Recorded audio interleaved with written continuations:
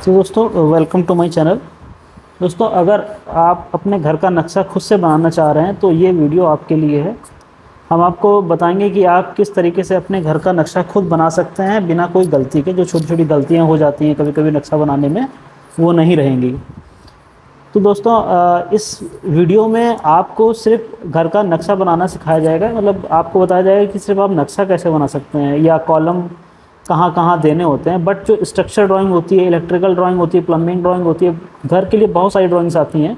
वो बनवाने के लिए आपको आर्किटेक्ट्स या कंसल्टिंग या इंजीनियर्स, जो सिविल इंजीनियर्स होते हैं, उनके पास कांटेक्ट करना होगा।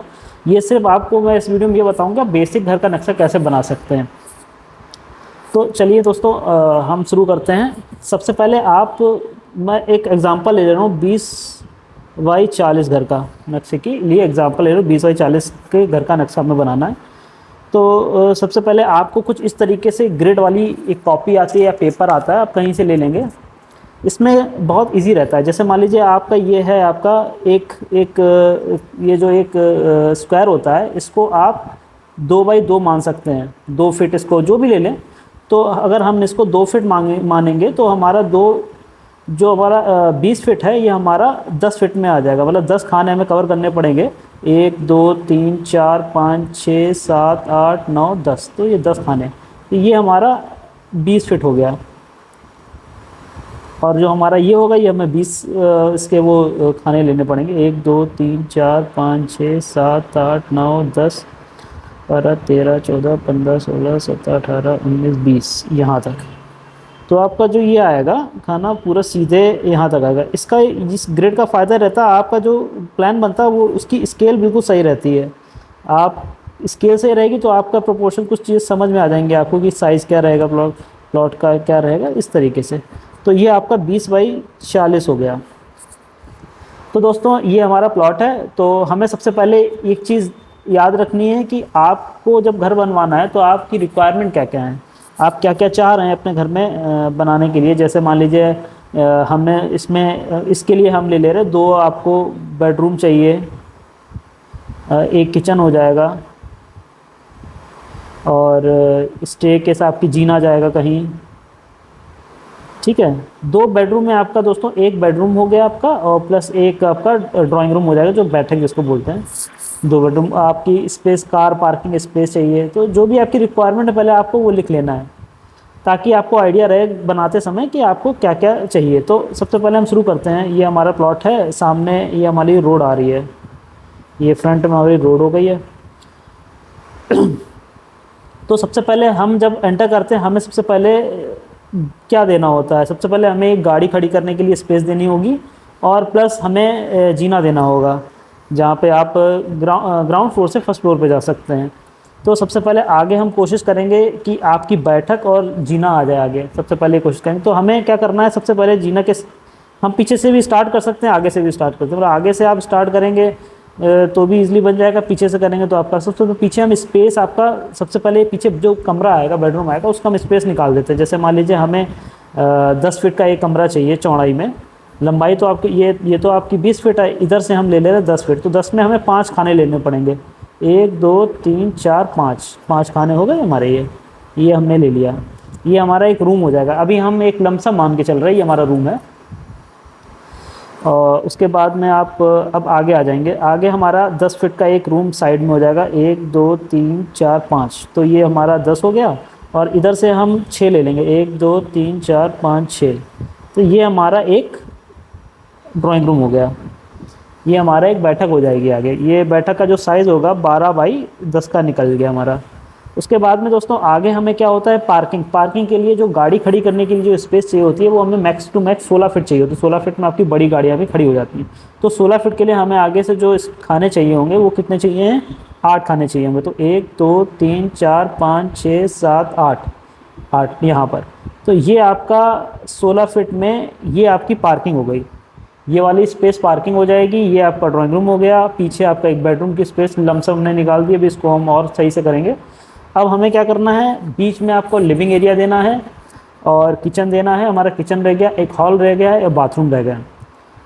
दोस्तों एक घर बनाते समय आपको एक चीज़ हमेशा ध्यान रखनी है कि आपका जो बाथरूम है, सॉरी, आपका जो लिविंग एरिया है वो हमेशा घर का बड़ा होना चाहिए। लिविंग एरिया को कोशिश करिएगा कि आप बड़ा बनाएं, क्योंकि जो पूरे घर का जो पूरी फैमिली होती है वो हमेशा लिविंग एरिया में बैठती है। लिविंग एरिया ही स्पेस रहता है। आप इवनिंग के टाइम कभी भी सब जो भी गैदरिंग होती है फैमिली को लिविंग एरिया में होती है, तो लिविंग एरिया हमेशा बड़ा होना चाहिए। कभी मान लीजिए आपको बर्थडे पार्टी है या कभी घर में पूजा है, कथा है, तो कुछ भी कराना तो आपका ईजिली लिविंग एरिया में हो जाए, इसलिए आप कोशिश करिए कि आपको लिविंग एरिया बड़ा बनाए।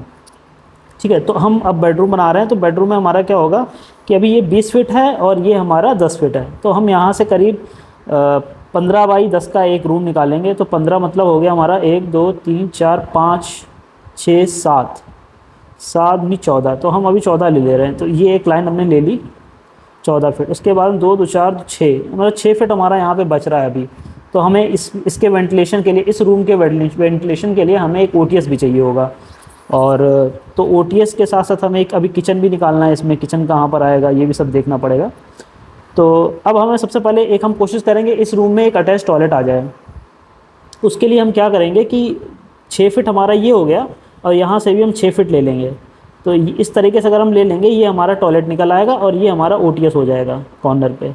अब इस ओटीएस का काम क्या रहेगा आपका, इस बेडरूम में आपका वेंटिलेशन हो जाएगा और ओटीएस का जो वेंटिलेशन है वो भी हो जाएगा। और 6 बाई 6 का जो आपका बाथरूम होता है वो सफिशिएंट होता है आपका। उसमें एक इंडियन सीट या कमोड लगाना चाहिए, कमोड लगा सकते हैं, एक बेसिन और बाथिंग एरिया, मतलब नहाने के एरिया इसमें ईजिली निकल जाएगा। अब हमारे पास ये हॉल है। अब हमें एक कॉमन टॉयलेट और किचन और रह गया हमारा, ये चीज़ें हमें देनी है। स्टेकेस आपका बाहर जो आपका पोर्च एरिया, यहाँ पे आपका स्टेकेस इजीली आ जाएगा। यहाँ पे काफ़ी जगह है आपकी। तो हम सबसे पहले यहाँ पे जो लिविंग एरिया है इसमें हम किचन का पोर्शन निकालते हैं, किचन का और आपका कॉमन टॉयलेट का। तो मेरे ख्याल से ये जो स्पेस है आपकी, ये बड़ा सा एक हॉल निकल जाएगा आपका इजली। तो हम क्या करेंगे कि ये पोर्शन है यहाँ पे किचन और टॉयलेट का स्पेस निकालने की कोशिश करेंगे। अभी हमारे पास जो ये स्पेस है 2 4 6 8 10, मतलब 10 फीट ये हमारे पास है और यहाँ पे अपने पास काफ़ी स्पेस है। तो हम कोशिश करेंगे यहाँ पे किचन की स्पेस निकालने के लिए। और जो हम घर उसकी एंट्री देंगे घर की, वो यहाँ से दे देंगे।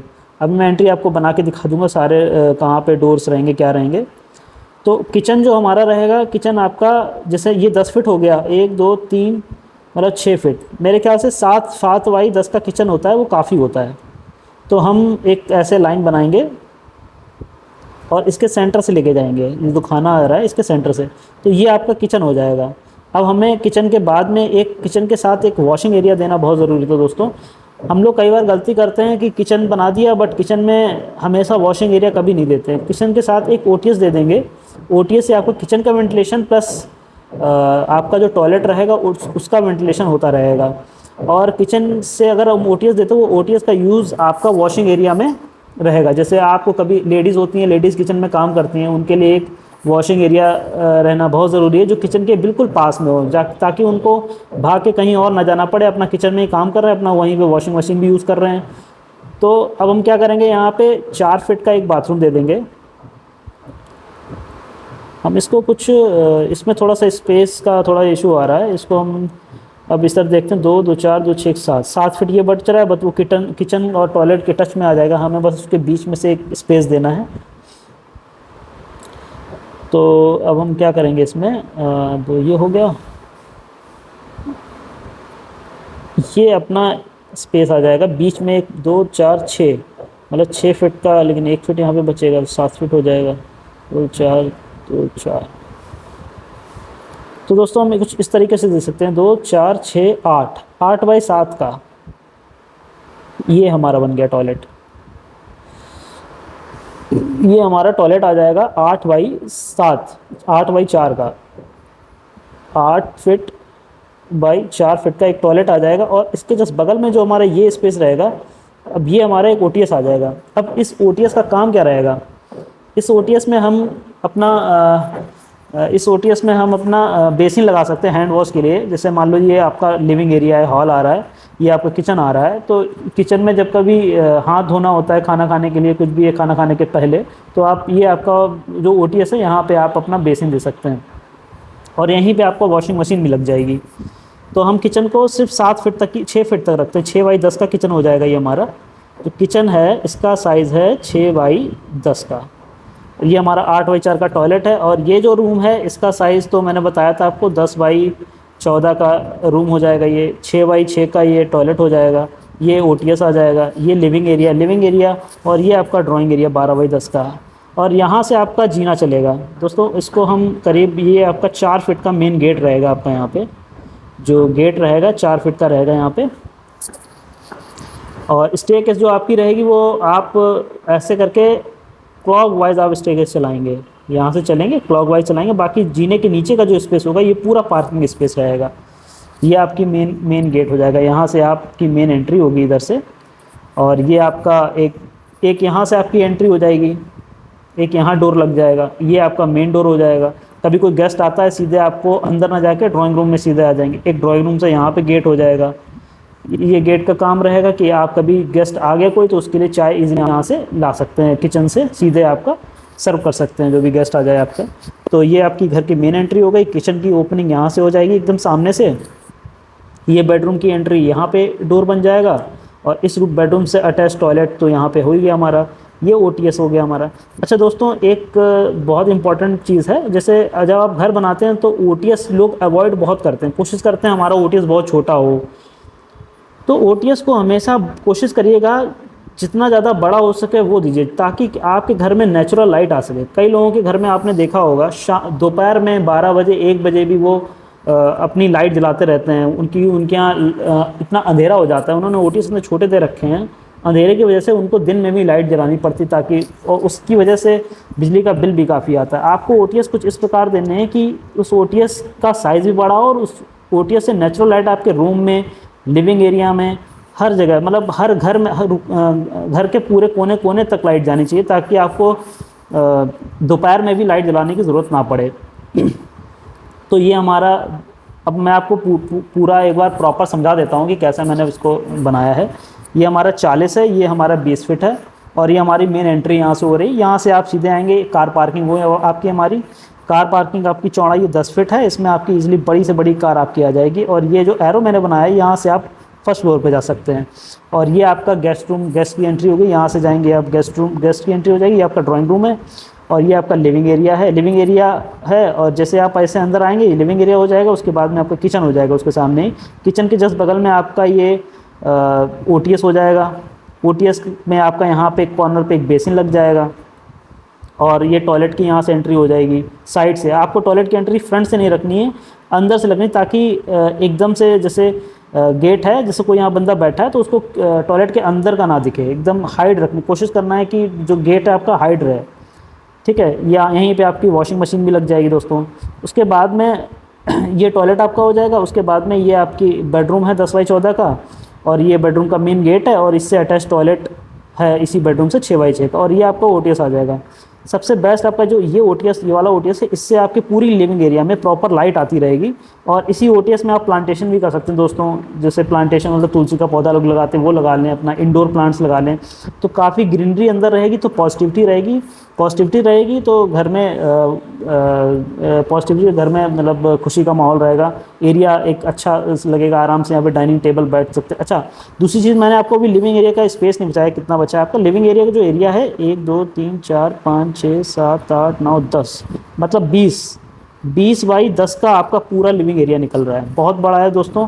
इतने में आप अपने आराम से डाइनिंग टेबल, कभी सोफ़े या बेड, कुछ भी आप आराम से रख सकते हैं। या अभी आपकी पूजा अगर आपको देना है तो कहीं कॉर्नर पे एक पूजा की अलमारी बना लीजिए, तो आपका पूजा रूम हो जाएगा। इस जगह पे आप दे सकते हैं, वो अपने डायरेक्शन के हिसाब से देखते हैं। अभी मैंने इसमें डायरेक्शन नहीं दिखाई है कि कहाँ पे क्या है। अभी मैंने बेसिक आपको बताया कि आप कैसे अपने घर का नक्शा खुद से बना सकते हैं। तो दोस्तों, ये आपने समझ लिया आपको कैसे बनाना है अपने घर का नक्शा। तो सबसे पहले इम्पॉर्टेंट है, आपको कुछ इस तरीके से ग्रिड वाली जो लाइन की कॉपी आती है इसको ले लेनी है। और इस ग्रिड में जैसे अभी एक खाना हो गया, उसको 2 फीट, आप कुछ भी मान सकते हैं, मैंने उसको 2 फीट लिया हुआ है। तो जिससे हमारा एक स्केल में हमारा ये घर का एक नक्शा तैयार हो गया है। इसमें आपका साइज़ भी सब क्लियर हो गया है। तो दोस्तों, अगर आपको ये वीडियो पसंद आई हो तो हमारे इस वीडियो को लाइक कर दें और चैनल को सब्सक्राइब ज़रूर कर लें। आप मुझे कमेंट में बता सकते हैं आपको और कौन से कितना आपका प्लॉट का साइज़ है, या कुछ भी आपको बनवाना है तो मुझे कमेंट में नीचे बता सकते हैं। मैं आपको नेक्स्ट वीडियो में जो भी आपके घर में प्रॉब्लम है, कैसी भी है, कुछ कंस्ट्रक्शन में प्रॉब्लम आ रही है, घर के नक्शे में बनाने में प्रॉब्लम आ रही है, तो आप मुझे कमेंट में बता सकते हैं। मैं आपको उसका सोल्यूशन ज़रूर दे दूँगा। थैंक यू दोस्तों।